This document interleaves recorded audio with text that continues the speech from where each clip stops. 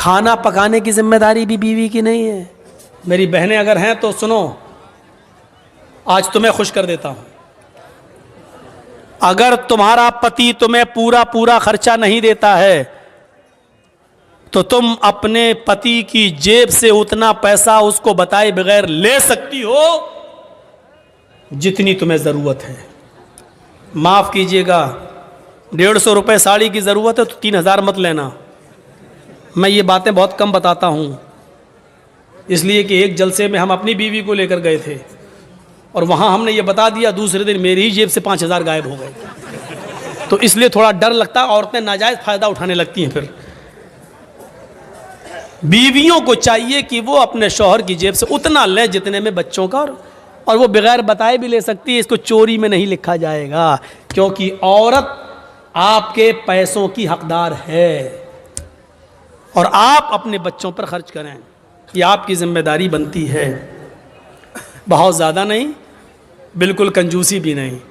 اب آدھا کلو گوشت کی ضرورت ہے، اب 250 گرام لا کے دینا، اتنی پکا چل، یہ بھی نہیں خرچ کیجیے۔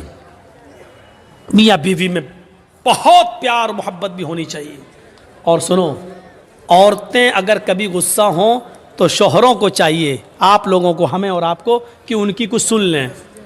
ضروری نہیں کہ اپنی بیوی کی ہر بات کا جواب دیں۔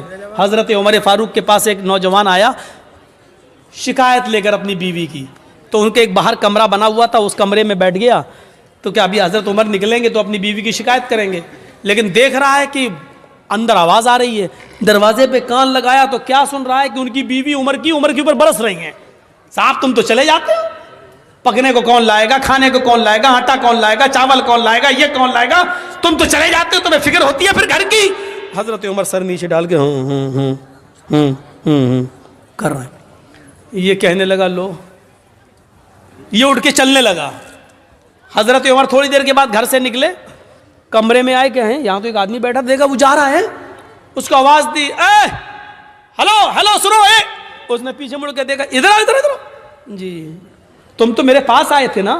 جی ہاں بولو کس کام سے آئے تھے؟ نہیں امیر المومنین اب وہ کوئی کام نہیں ہے میرا، میں جا رہا ہوں۔ ارے نہیں تم اتنی دور سے آئے، کام بتاؤ، کیا کام تھا بتاؤ تو صحیح۔ کہا وہ میرا کیا کام تھا وہ تھا، لیکن وہ آپ کے بس کا نہیں ہے۔ میں امیر المومنین ہوں، میرے بس کا نہیں ہے، مجھے لوگوں کی خدمت کے لیے لوگوں نے امیر بنایا اور میرے بس کا نہیں ہے۔ کہا امیر المومنین میری بیوی مجھے الٹا سیدھا بولتی ہے، اتنا بولتی ہے میں سن نہیں پاتا ہوں، میں یہ شکایت لے کے آیا، میں نے سوچا آپ سے کریں گے، سن رہا ہوں یا دیکھتا ہوں کہ آپ تو خود ہی اسی بیماری میں مبتلا ہیں، آپ تو خود اپنی بیوی کے سن رہے ہیں، تو میں نے سوچا کہ جب آپ خود اپنا علاج نہیں کر پا رہے تو میرا کیا کریں گے، میں چل دیا۔ کہا بیٹھو، سنو، کہا کیا؟ بیوی سے جب ملتے ہو، ہم بستری کرتے ہو، تو جو بچہ پیدا ہوتا ہے وہ بچہ کس کا ہے؟ کہا میرا۔ اس کو نہلانے اور دھلانے کی ذمہ داری کس کی ہے؟ کہا میری۔ بیوی جو آپ کے بچے کو دودھ پلا رہی ہے، یہ اس کی ڈیوٹی نہیں ہے دودھ پلانا، پلا دیتی ہے، اگر وہ دودھ پلانے کا پیسہ آپ سے مانگے تو آپ کو دینا پڑے گا، لیکن پھر بھی وہ پلا دیتی ہے بیچاری فری میں، یہ کس کی ذمہ داری ہے دودھ پلوانے کی؟ کہا میری۔ کہا یار جب وہ ہمارے بچے کو نہلا دیتی ہے، دھلا دیتی ہے، لیٹرین کرا دیتی ہے، اس کے گندگی کو صاف کر دیتی ہے، اس کو دودھ پلا دیتی ہے، کھانا پکانے کی ذمہ داری بھی بیوی کی نہیں ہے؟ مولانا صاحب یہ کیا بیان کر رہے ہو، گھر کا کہیں الٹا سیدھا نہ ہو جائے معاملہ گڑبڑ۔ یقین مانیے جب آپ کا نکاح ہوتا ہے تو آپ سے کہا جاتا ہے کہ آپ کا نکاح فلاں فلاں کی بیٹی کے ساتھ اتنے روپے مہر کے عوض علاوہ نان نفقہ آپ کے ساتھ آپ کے نکاح میں دیا جا رہا ہے، کہ آپ نے قبول کیا؟ تب آپ کہتے ہیں میں نے قبول کیا۔ اس میں آپ کو کیا کہا جاتا ہے؟ اتنا مہر ہے علاوہ نان نفقہ، یعنی نان مانی روٹی، نفقہ مانی خرچہ، یعنی روٹی اور کپڑا خرچہ یہ سب الگ، اس کے علاوہ روٹی آپ کو دینا ہے، کھانا آپ کو دینا ہے، اگر وہ نہیں پکاتی ہے تو آپ اس سے زبردستی نہیں پکوا سکتے ہیں، اور کھانا آپ کو کھلانا پڑے گا، خود پکاؤ کھلاؤ یا ہوٹل سے لاؤ کھلاؤ، لیکن وہ کھلا دیتی ہے اور پکا دیتی ہے۔ تو کیا تم اتنا بھی نہیں سن سکتے ہو؟ کہا امیر المومنین اچھا ہوا یہ مجھے بتایا، یہ بات کہیں میری بیوی کو مت بتا دیجئے گا، ورنہ روٹی بھی ہم ہی کو پکانا پڑے گی. ٹھیک ہے میں سنوں گا. پھر حضرت عمر فاروق نے کہا سنو, تم نے اللہ کے رسول کی حدیث نہیں سنی؟ فَإِنَّ خُلِقْتَ مِنْ ضُلَعٍ خُلِقَتْ مِنْ ضُلَعٍ, عورت آدم کی بائیں پسلی سے پیدا ہوئی ہے, اور پسلی کا اوپر والا حصہ یہ ٹیڑھی ہوتی ہے. ٹیڑھی پسلی کیسی ہوتی ہے؟ یہ والی پسلی آپ نکالیے بائیں طرف کی, ایسے نکلے گی, یہ پسلی ہے. اللہ کے نبی کہتے ہیں کہ یہ آدم کی پسلی سے پیدا ہے بائیں, اور پسلی ٹیڑھی ہوتی ہے. فَإِن ذَهَبْتَ تُقِيمُهُ كَسَرْتَهُ, اگر تم نے اس پسلی کو سیدھا کرنے کی کوشش کی تو پسلی سیدھی نہیں ہوگی. ایسے کرو گے یہاں تک ہو جائے گی, بس یہ ٹوٹ جائے گی, سیدھی نہیں ہوگی. فَإِن ذَهَبْتَ تُقِيمُهُ كَسَرْتَهُ, اگر تم نے پسلی کو سیدھا کیا تو توڑ دو گے, اور اگر ایسے ہی چھوڑ دیا تو ٹیڑھی رہے گی. اب بتاؤ ٹیڑھی رکھنا برداشت ہے یا توڑنا برداشت ہے؟ نہیں, ٹیڑھی رکھنا سیدھا ہے, صحیح ہے. توڑنے کا مطلب طلاق, یعنی عورت طلاق لے لے گی یہ گوارا ہے, لیکن تم چاہو کہ سدھر جائے, پوری نہیں سدھرے گی. یہ یاد رکھنا. میری بہنیں برا مان رہی ہوں کہ ہم کو اتنا برا کہہ رہا ہے. میں کیا کہہ رہا ہوں, اللہ کے نبی نے فرمایا. اللہ کے رسول کو بھی سننا پڑتی تھی. ایک بار حضرت عائشہ صدیقہ ناراض ہو گئی, اور اللہ کے نبی کھجور لے کے ان کے پاس بیٹھے. عائشہ کھاؤ, اور وہ ناراض ہے, کہتی نہیں کھاؤں گی, بھوک نہیں ہے. چہرہ پھیر لیا. اللہ کے رسول ادھر آ گئے, جہاں چہرہ تھا ان کا ادھر آ گئے. ہم لوگ ہوتے تو کیا کرتے؟ کھاؤ, لو, نہیں کھائیں گے, چہرہ ایسا کر لیا, نہیں بھوک نہیں. کھا رہی کہ نہیں کھا رہی, نخرے دکھا رہی ہے, کھا, ایک تو منا رہا ہوں. ہم لوگ ادھر نہیں جائیں گے. اللہ کے رسول نے ادھر آ گئے, کھاؤ عائشہ کھاؤ. میں نے کہا نا مجھے بھوک نہیں ہے, پھر چہرہ گھما لیا. آپ پھر ادھر آ گئے, عائشہ نہیں, زیادہ نہیں, چلو کھاؤ, غصہ تھوکو, بسم اللہ, اللہ کے نام سے شروع کرو, چلو اللہ کا نام لو, کھاؤ. حضرت عائشہ بھی جانتی نہیں زیادہ نہیں کہلوانا چاہیے. 2 بار کہلوایا, تیسری بار موقع نہیں دیا, لیکن طنز مار دیا. کھجور اٹھا کے کہتے کھاؤ, ایسے بسم اللہ, اللہ کا نام لے کے کھاؤ. اس سے پہلے کہ میں اپنے باپ کا نام لے کے کھاتی تھی, اللہ ہی کا نام لے کے کھاتی تھی, یہ کہا اور کھانا شروع کر دیا. یہ تھی میاں بیوی کی نوک جھوک, کوئی بری بات نہیں. لیکن منانے کا اسٹائل دیکھو, لے کھاؤ, نہیں ہم لوگوں کی طرح نہیں, دکھا, نخرے مت دکھا, چل کھا لے, منا رہے ہیں نا بھی. اللہ کے رسول نے ایسا کبھی نہیں کہا, لو, آ گئے ادھر. یہ ہوتا تھا. حضرت عمر نے کہا, اگر اللہ کے نبی نے کہا اگر تم اس کو سیدھا کرو گے تو ٹوٹ جائے گی, اور ایسے ہی چھوڑ دو گے تو ٹیڑھی رہے گی. یعنی کچھ ٹیڑھا پن منظور کر لو, عورت کے اندر کچھ کمیاں ہیں برداشت کر لو, لیکن سیدھا کرنے کی کوشش کرو گے تو ٹوٹ جائے گی, طلاق ہو جائے گی. کتنی بہترین چیز بتائی. وَأَنفِقْ عَلَىٰ عَيَالِكَ, اپنے بیوی بچوں پر خرچ کرو, حیثیت کے مطابق, استطاعت کے مطابق. عورت کو بھی چاہیے کہ اپنے شوہر کی کا معاملہ دیکھے, بیچارہ بزنس کرتا ہے یا رکشہ چلاتا ہے یا مزدوری کرتا ہے, اسی حساب سے وہ اپنے شوہر سے اپنے خرچ کا مطالبہ مانگے, زیادہ مطالبہ وہ نہ کرے. ایک انصاری نے دعوت کی مدینے کے اندر, حضرت علی کی, عبد الرحمن ابن عوف کی, اور بہت سے صحابہ کی. جب دعوت کر دی, اس زمانے میں شراب حرام نہیں ہوئی تھی, شراب کی حرمت کا اعلان نہیں ہوا تھا. اس انصاری نے سب کو کھانا کھلایا, اور کھانا کھلانے کے بعد شراب کا جام بھی پلوا دیا.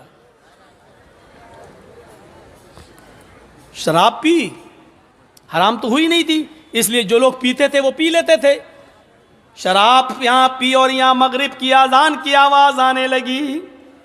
اب سب کہنے لگے کہ شراب تو پی لی, اب نماز پڑھنے مسجد میں کیا جاؤں, چلو یہیں جماعت کر لو. گھر میں ہی جماعت ہونے لگی.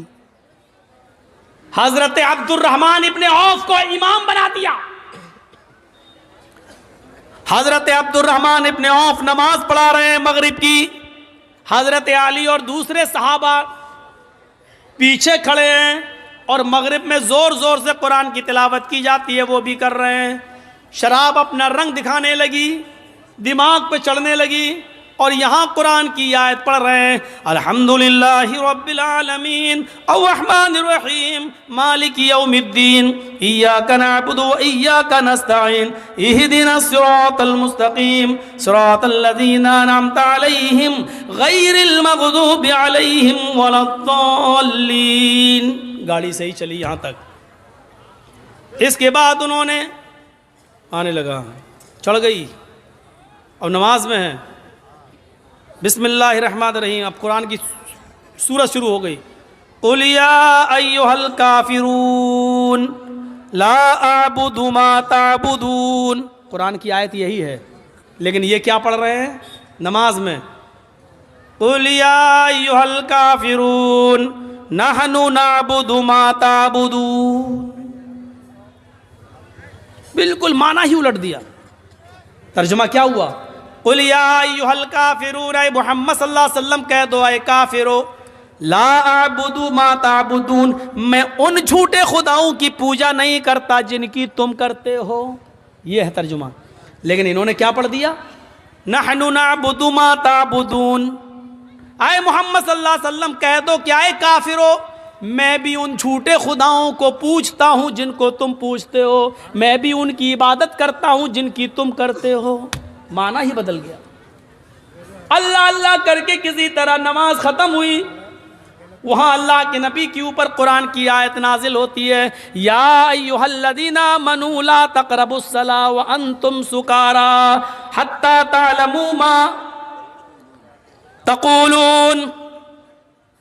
اے ایمانو والو, تم نماز کے قریب مت جاؤ جب تم نشے میں ہو. یہ آیت نازل ہو رہی ہے اللہ کے نبی کے اوپر. اے مسلمانوں, اے ایمان والو, تم نماز کے قریب مت جاؤ جب تم نشے میں ہوا کرو. تو نماز کے قریب مت جاؤ, اس وقت تک نہ پڑھو جب تک کہ تم ان باتوں کو سمجھنے نہ لگو جو تمہارے منہ سے نکل رہی ہیں. تمہیں خود نہیں معلوم لا اعبد ما تعبدون پڑھنا ہے کہ نحن نعبد ما تعبدون پڑھنا ہے. تم سمجھ ہی نہیں پا رہے ہو. جب تک تم اپنی زبان سے نکلنے والے جملے اور ورڈز کو سمجھنے نہ لگو تب تک تم نماز نہ پڑھو. صحابہ کے ضمیر جھنجھڑ گئے, یا اللہ یہ شراب اتنی خراب چیز ہے کہ اللہ تعالیٰ نے نماز جیسی عبادت کو ملتوی کر دیا. یعنی شراب اگر پی لیا کرو تو نماز مت پڑھو جب تم نشے میں ہو. یا اللہ ایسے کیسے ہو سکتا ہے کہ میں نماز کے لیے شراب چھوڑ دوں, شراب پیوں, شراب نماز چھوڑنے کے لیے شراب پیوں؟ نہیں نہیں نہیں, شراب چھوڑ سکتا ہوں لیکن نماز نہیں. اس آیت نے ان کے ضمیروں کو جگا دیا.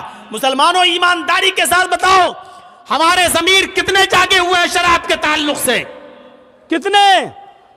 چلیے آئیے میرے ساتھ بامبے کا سفر کریے, ٹاٹا ہاسپٹل چلیے.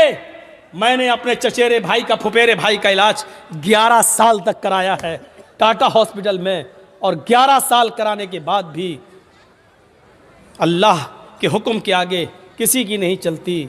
اور 11 سال کے بعد جب اس کا دوبارہ پیر کا آپریشن ہوا تو 3 مہینے کے بعد اس کا کینسر اوپر تک بڑھ گیا اور پھر ہم نہیں بچا سکے.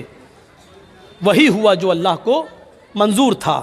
ٹاٹا ہاسپٹل گواہی دے گا کتنے لوگوں کے لیور میں کینسر شراب کی وجہ سے ہوتا ہے, کتنے لوگوں کی آنتوں میں کینسر شراب کی وجہ سے, اور کتنے لوگوں کی کڈنی خراب ہوئی ہے ان میں کینسر ہوا ہے شراب کی وجہ سے. یہ ٹاٹا ہاسپٹل کی دیواریں لکھی ہوئی ہیں, بتا رہی ہیں, اور وہاں کے ڈاکٹر آپ کو گواہی دیں گے. میرے بھائیوں, شراب کینسر کی بنیادی بیماری کی جڑ ہے. یہ لیور کا کینسر کر دے, یہ دماغ کا کینسر کر دے, یہ آنتوں کا کینسر کر دے, یہ کڈنی کا کینسر کر دے. یہ جس خون میں دوڑتی ہے کس حصے کو کینسر کا پیشنٹ بنا دے, یہ کچھ نہیں کہا جا سکتا ہے. اللہ کے رسول نے اس کو ایسے ہی حرام قرار نہیں دیا ہے, اس کو چھوڑیے. ایک صحابی ہیں, شراب حرام نہیں ہوئی ہے, انہوں نے زیادہ پی لی ہے, اور زیادہ پینے کے بعد پھر وہ اپنی بیٹی کو پکڑ لیے, ہاتھ پکڑ کر کھینچنے لگے, اپنے روم میں لے جانے لگے جہاں وہ اور ان کی بیوی سوتی تھی. بیوی نے دیکھا کہ میری بیٹی کا یہ کھینچ رہے ہیں میری بیٹی کو, تو وہ آئی اور اپنی بیٹی کو بچاتی ہیں اور شوہر کو دھکا دیتی ہے, پتی کو کمرے میں بند کر دیتی ہیں. جب نشہ اترتا ہے تو وہ دروازہ اندر سے پیٹتا ہے, یہ دروازہ کھولتی ہے, وہ صحابی اپنی بیوی کو مارتے ہیں اور پیٹتے ہیں. جب بیوی پٹ چکی تو کہنے لگی تھک گئے ہو کیا اور نہیں مارو گے؟ پھر اس نے اپنی بیوی کو گلے سے لگا لیا اور کہا تم جانتی ہو کہ تم نے مجھے بند کر دیا اس لیے میں نے مارا. ہاں مار تو لیا لیکن پوچھا نہیں کہ کیوں میں نے بند کیا. آج تم نے شراب کچھ زیادہ ہی پی رکھی تھی. کہا وہ تو ہو جاتا ہے کبھی کم کبھی زیادہ, اگر پی لی تو کیا ہوا؟ نہیں میرے ہسبینڈ, نہیں میرے پتی, آپ نے آج اتنی پی لی کہ آپ بیوی میں اور بیٹی میں انتر نہیں کر سکے, فرق نہیں کر سکے. آپ نے اپنی بیٹی کا ہاتھ پکڑ کر کھینچنا شروع کر دیا, اس کے ساتھ گندا کام کرنے کا ارادہ کر لیا. اگر میں وقت پر نہ آتی تو بیٹی کی عزت لٹ جاتی, بیٹی کی عزت تار تار ہو جاتی.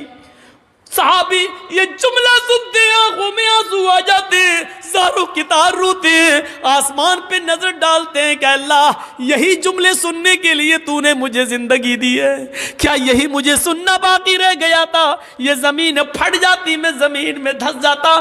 آج کے بعد کون سا چہرہ لے کر میں اپنی بیٹی کے سامنے آؤں گا؟ پھر کہنے لگے اللہ تو گواہ رہنا, آج کے بعد میں شراب کو ہاتھ نہیں لگاؤں گا. جب شراب حرام نہیں ہوئی تھی, شراب پینے کی گنجائش موجود تھی, جب حرام نہیں ہوئی تھی تو لوگ اس کا نقصان دیکھ کر ہمیشہ چھوڑنے کی نیت کر لیتے تھے, قسم کھا لیتے تھے کہ ہم اس کو ہاتھ نہیں لگائیں گے. نوجوانوں جب حرام نہیں ہوئی تب لوگ اس کو چھوڑنے کی قسم کھا لیتے تھے. تمہارے نبی نے اس کو حرام قرار دیا ہے, حرام قرار دیا ہے. جیسے سور کا گوشت حرام ہے, جیسے گدھا حرام ہے, جیسے کتے کا گوشت تم نہیں کھا سکتے ہو یہ حرام ہے, اسی طریقے سے شراب حرام ہے. تم کیسے پی لیتے ہو, کیسے تمہارے حلق کے نیچے اتر جاتی ہے؟ قرآن اس کو شیطان کی گندگی کہتا ہے. انما الخمر والمیسر والانصاب والازلام رجس من عمل الشیطان. شراب, جوا, آستانوں کے نام پہ پھال چڑھائے ہوئے پھال, تیروں کے پھال, جوا اور انصاب, ازلام اور پانسے کے تیر, یہ ساری کی ساری چیزیں رجس من عمل الشیطان, شیطان کی گندگی ہیں. اللہ نے یہ نہیں کہا حرام, رجس من عمل الشیطان, شیطان کی گندگی ہیں. ایک انسان اپنی گندگی نہیں کھا سکتا ہے, دوسرے کی گندگی کھانا تو بہت دور کی بات. آپ نے یہاں لیٹرین کی کھا کے دکھاؤ, نہیں کھا سکتے ہو. آپ اپنی گندگی نہیں کھا سکتے ہو, دوسرے کی تو بہت دور کی بات. اللہ نے کہا یہ سب چیزیں حرام نہیں, رجس من عمل الشیطان, شیطان کا پائخانہ ہے, شیطان کی گندگی ہے, شیطان کی لیٹرین ہے. کھاؤ, کتنا کھاؤ گے؟ اللہ تعالیٰ نے اس کو شیطان کی گندگی قرار دیا ہے. رجس من عمل الشیطان, یہ شیطان کی گندگی ہے, شیطان کی گندگی. میرے بھائیوں ذرا تصور کرو, مفسرین نے لکھا ہے حرام کی جگہ پر یہاں اللہ نے رجس کیوں استعمال کیا, تاکہ آدمی کے مائنڈ میں, دماغ میں رہے کہ جب اپنی گندگی نہیں کھا سکتے ہیں تو شیطان کی گندگی. یعنی جتنی آپ گندگی سے, پائخانے سے, لیٹرین سے نفرت کرتے ہو, اس سے کہیں زیادہ شراب سے نفرت کرنی چاہیے, لیکن ہم نہیں کرتے. صحابی بیٹی کا ہاتھ پکڑ سکتے ہیں, کیا ہم اور آپ صحابہ سے بڑھ کر ہیں؟ کیا شراب کے نشے میں آ کر ہم اپنی بہن اور اپنی بیٹی کا ہاتھ نہیں پکڑ سکتے؟ اور اللہ کے رسول نے تو کہا ہے, قیامت کی نشانیوں میں سے ایک نشانی یہ بتائی, لا یاتین علی امتی ما اتى علی بنی اسرائیل, بنی اسرائیل نے جو کیا وہ میری امت بھی کرے گی. حذو النعل بالنعل, جیسے پیروں میں پہننے والے جوتے برابر ہوتے ہیں, میری امت میں اور بنی اسرائیل میں کوئی فرق نہیں ہوگا. یہاں تک کہ اگر ان میں سے حتی ان کان منہم من اتی علی امہ علانیۃ, اگر ان میں سے کسی ایک نے اپنی ماں کے ساتھ زنا کیا ہوگا تو میری امت میں لکان فی امتی من یصنع ذلک, تو میری امت میں بھی ماں, بہن اور بیٹی کے ساتھ زنا کرنے والے لوگ پیدا ہوں گے. یہ ماں اور بہن بیٹی کے ساتھ زنا کہاں کیسے ہوگا؟ یہی شراب ہے جس کا نشہ ہمیں اپنی بہن کے ساتھ زنا کرنے پر مجبور کرے گا, ہمیں اپنی بیٹی کے ساتھ زنا کرنے پر مجبور کرے گا. کون نوجوان ہوگا جو شراب کے نشے میں اپنی بیٹی, اپنی بہن اور اپنی ماں کے ساتھ زنا کرے؟ کیسا بے غیرت ہوگا وہ، اور یہاں تک پہنچانے والی چیز ہوگی شراب۔ قدامہ ابن مظعون نے بڑھاپے میں بہت ہی مجبوری میں، جب ان کو درد بند نہیں ہو رہا تھا، جب ان کے درد بند نہیں ہو رہا تھا، شدید درد سے کرہ رہے تھے، تو مجبوری میں انہوں نے شراب اٹھائی اور 2-4 گھونٹ اس لیے پی لیے کہ ہمیں نیند آ جائے گی اور کل صبح کسی حکیم کو، کسی طبیب کو دکھا دیں گے۔ وہ 85-90 سال کا بوڑھا قدامہ ابن مظعون، جنہوں نے اللہ کے نبی کا زمانہ پایا، جنہوں نے حضرت ابوبکر کا زمانہ پایا، جنہوں نے حضرت عمر کا زمانہ پایا، حضرت عمر فاروق کے زمانے میں انہوں نے تھوڑی سی شراب اس لیے پی لی کہ رات میں ان کو درد ہو رہا تھا اور درد کی وجہ سے وہ کروٹیں بدل رہے تھے، ان کو نیند نہیں آ رہی تھی۔ ان کے گھر میں، ان کے گھر کے کسی ممبر نے ان کو تھوڑی سی شراب پلا دی کہ لے لو، سو جاؤ گے، نیند آ جائے گی اور کل صبح کسی حکیم کو دکھا دینا۔ لیکن یہ خبر عمر فاروق کے کانوں تک پہنچ گئی۔ حضرت عمر نے اس 90 سال کے بڈھے کو، قدامہ ابن مظعون کو طلب کیا، ان سے پوچھا، انہوں نے کہا بہت تیز درد ہو رہا تھا، اس درد کی وجہ سے میں نے مجبوری میں شراب پی لی تھی تاکہ درد بند ہو جائے۔ حضرت عمر نے کہا افسوس ہے کہ تم نے مجبوری میں پی، لیکن محمد رسول اللہ نے شراب مجبوری میں بھی پینے کی اجازت نہیں دی ہے۔ ہمیں کوئی ایسی چیز نہیں ملتی کہ بیماری میں یا مجبوری میں اللہ کے نبی نے کبھی شراب کسی کو پلائی ہو۔ آئے قدامہ تمہیں کوڑے مارے جائیں گے۔ سارے صحابہ کہتے ہیں آپ اتنے بوڑھے آدمی کو کوڑے کیسے مار سکتے ہیں؟ حضرت عمر کی دلیل یہ تھی، ان کو کوڑے نہ مارنے کی کوئی دلیل دے دو یا اللہ کے رسول کی کوئی حدیث مجھے بتا دو کہ بوڑھے آدمی کو کوڑے نہ لگائے جائیں، ہم ان کو چھوڑ دیں گے۔ لوگوں نے پھر میٹنگ کی اور کہا ٹھیک ہے کوڑے مارنا ہی ہے، 40 تو مارو، لیکن ان کو صحیح ہو جانے دو، ان کی طبیعت خراب ہے، یہ لاٹھی لے کر چل رہے ہیں، بستر پر لیٹے رہتے ہیں، اب ان کو کچھ طاقت آ جانے دو پھر کوڑے مار لینا۔ حضرت عمر نے کہا ان کو اگر ہفتے 10 دن کی مہلت میں دے بھی دوں اور ان سے کہہ دوں کہ گھر جاؤ 10 دن بعد کوڑے لگائے جائیں گے، لیکن لوگوں اگر ان 10 دنوں میں ہی مر جاؤں، میرا انتقال ہو جائے تو میں اپنے رب کو کیا منہ دکھاؤں گا؟ پھر قدامہ ابن مظعون کو کھڑا کر دیا حضرت عمر فاروق نے، اور اس 90 سال کے بوڑھے کو جس نے مجبوری میں شراب پی تھی ان کو 40 کوڑے مارے گئے۔ ان 40 کوڑوں کا اثر قدامہ ابن مظعون کے اوپر یہ ہوا کہ پھر وہ پوری زندگی بستر سے اٹھ نہیں سکے، پھر وہ لیٹرین بستر پہ کرتے تھے، پیشاب بستر پہ کرتے تھے، وہ 1 سال 1.5 سال 2 سال اس کے بعد زندہ رہے، لیکن جتنے دن زندہ رہے وہ بستر سے اٹھ نہیں سکے۔ حضرت عمر کے کوڑے مارنے کے بعد یہاں تک کہ اسی حال میں ان کا انتقال ہوتا ہے۔ میرے بھائیوں، حضرت عمر فاروق نے ان چیزوں کی پرواہ نہیں کہ اس بوڑھے آدمی کو بھی کوڑے مارے۔ نوجوانوں غور کرو، جس شراب کے پینے پر بوڑھے آدمی کو نہیں چھوڑا گیا، قدامہ ابن مظعون کو نہیں چھوڑا گیا، پوری زندگی ان کی بستر پر ایڑیاں رگڑ رگڑ کر گزر گئی، پھر وہ بستر سے کبھی اٹھ نہیں سکے، پیشاب اور پائخانہ تک انہوں نے بستر پہ کیا، ان کی بیوی ان کے بچے اس کو صاف کرتے رہے، لیکن عمر فاروق نے اس کی کوئی پرواہ نہیں کی۔ یہ شراب پینے والوں کی سزا ہے اسلام کے اندر، ہم اور آپ اس لیے بچے ہوئے ہیں کیونکہ میرے بھائیوں یہاں اسلام کا قانون نہیں ہے۔ میرے بھائیوں اسلام کا قانون نہیں ہے انڈیا میں، تو کیا ہوا؟ اپنے دلوں پر اسلام نافذ کرو۔